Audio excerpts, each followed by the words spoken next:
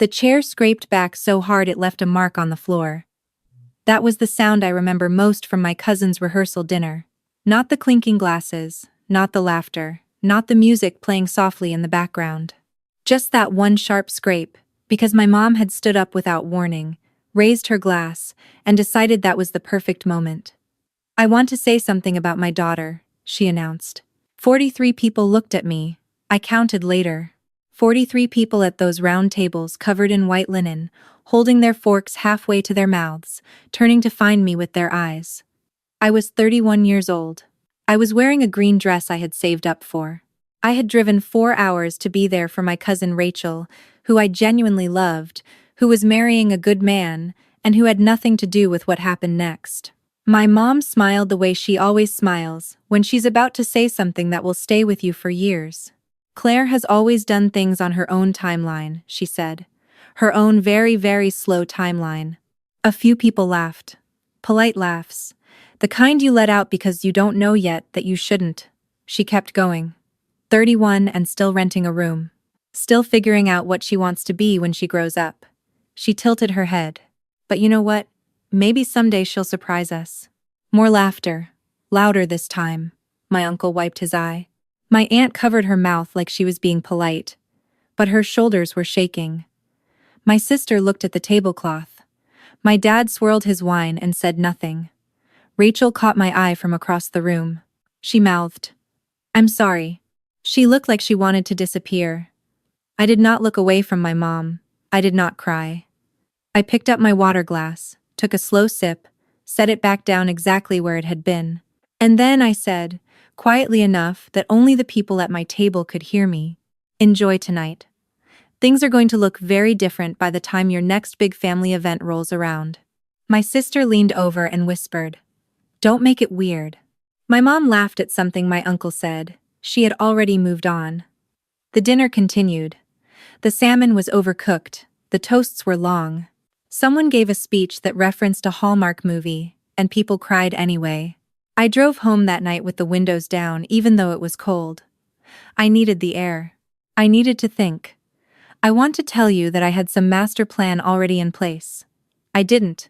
What I had was a job offer I had been sitting on for 3 weeks because I was scared to say yes. A senior product manager role at a firm in Austin.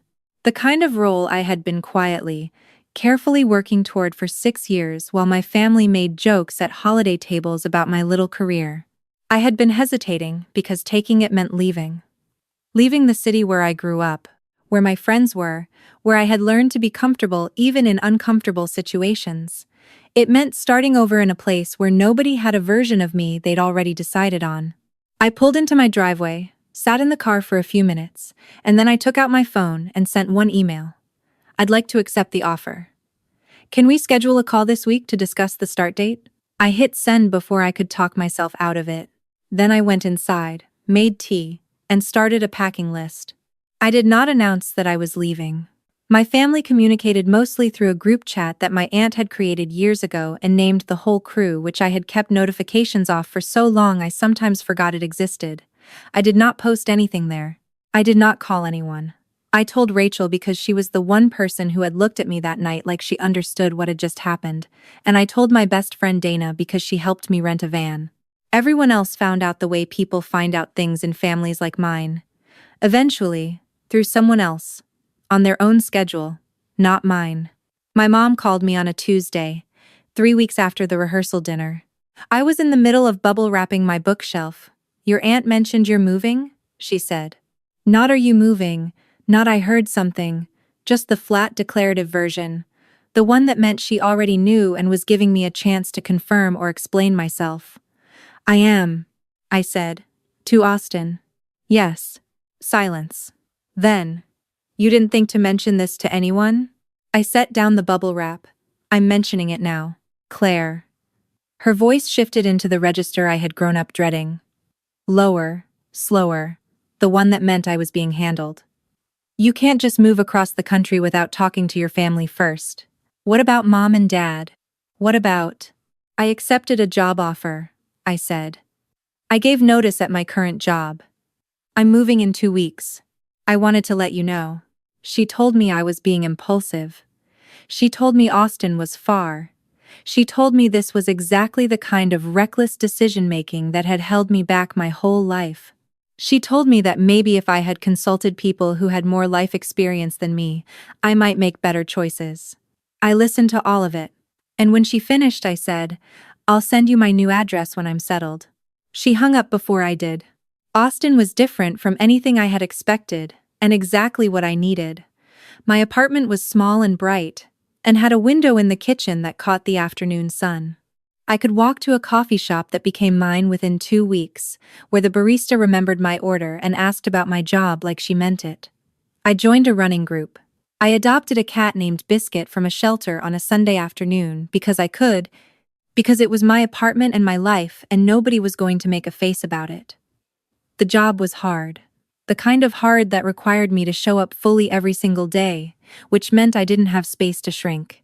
My manager, a woman named Priya who wore blazers and had the directness of someone who had stopped tolerating wasted time somewhere around 40, told me in my second week that I had good instincts and that I needed to trust them more. I wrote it on a sticky note. I put it on my monitor.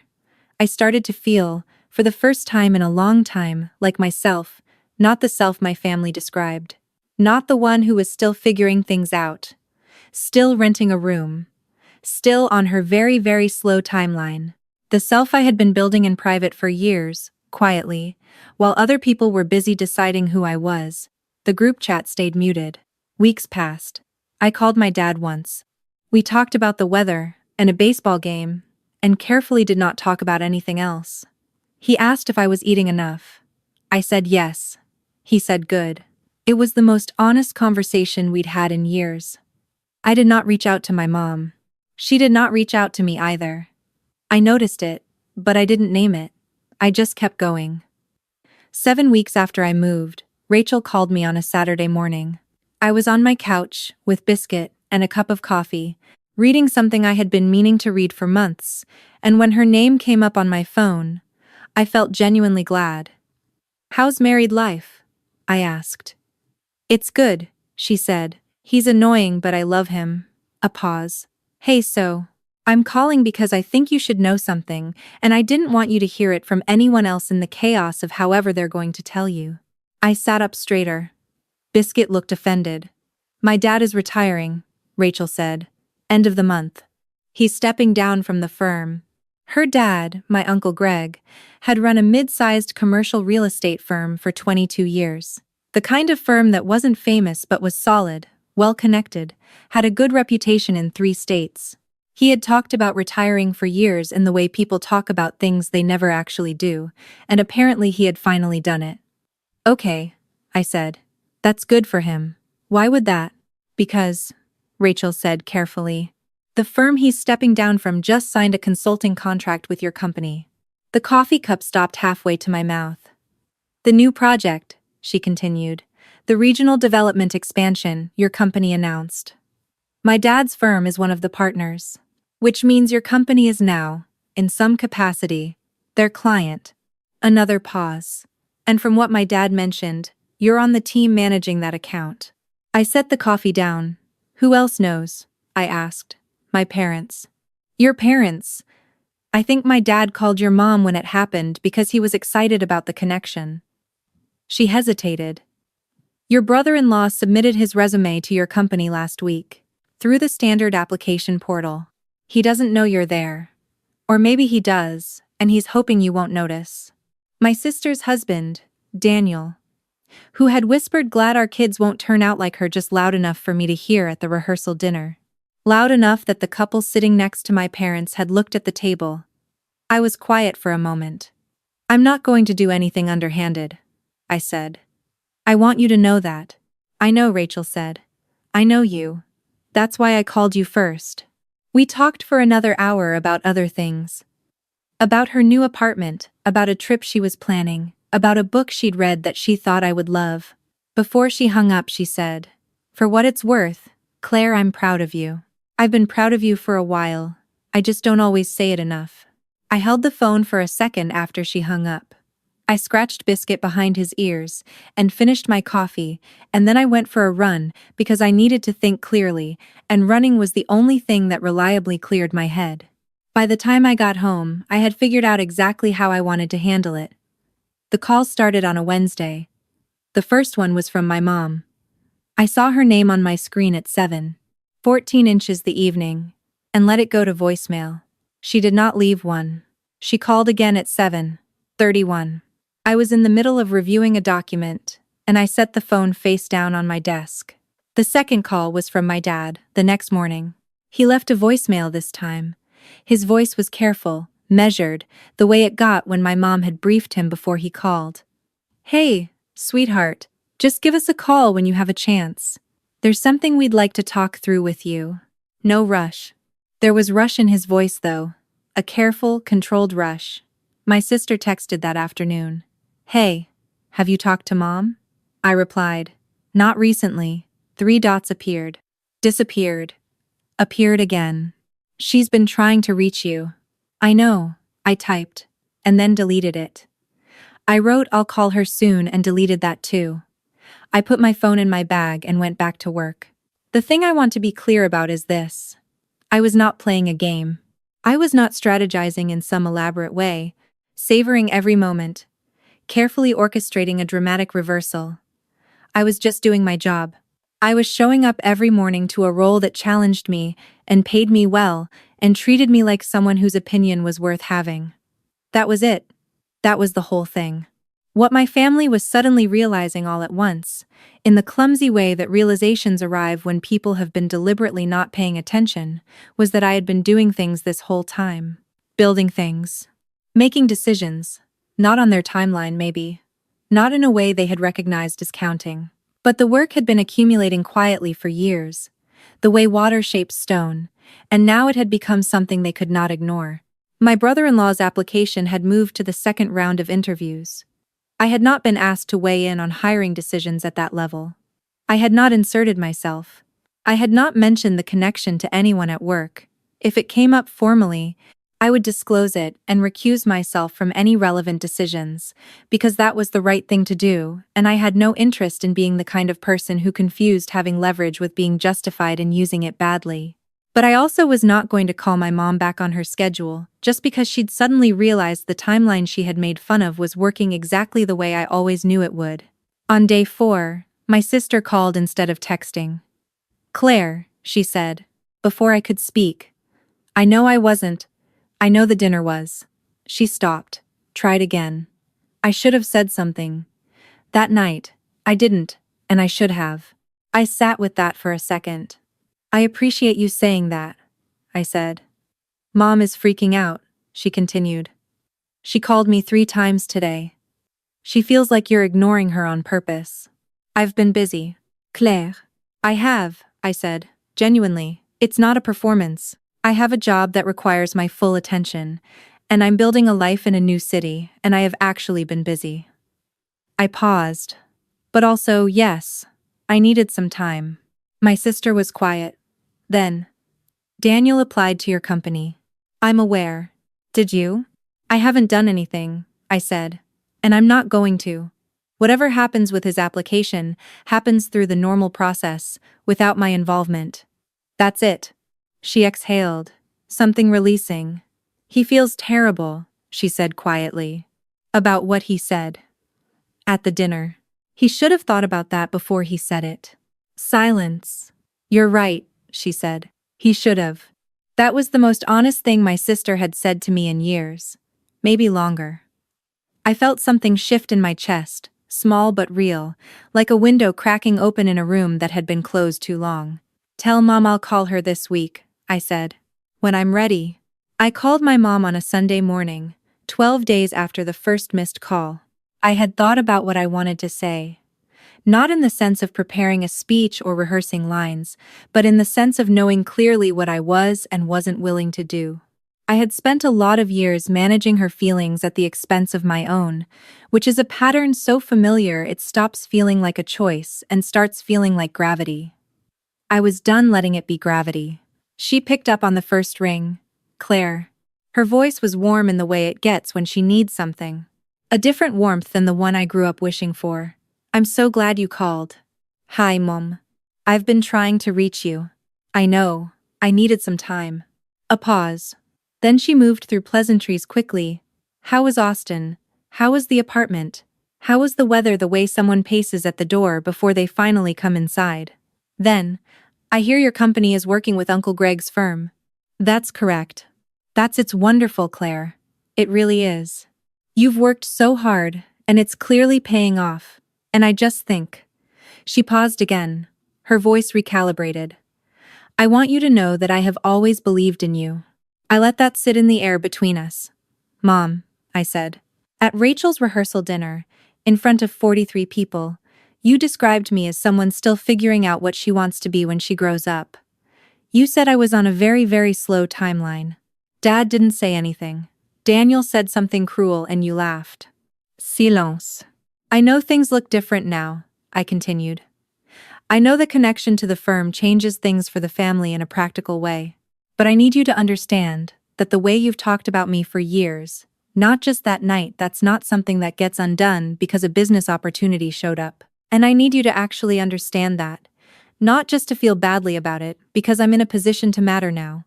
My mom was quiet for a long moment. You're right, she said finally. Her voice was smaller. You're right. I've treated you like your success would only count if it looked like what I imagined. And that's not fair.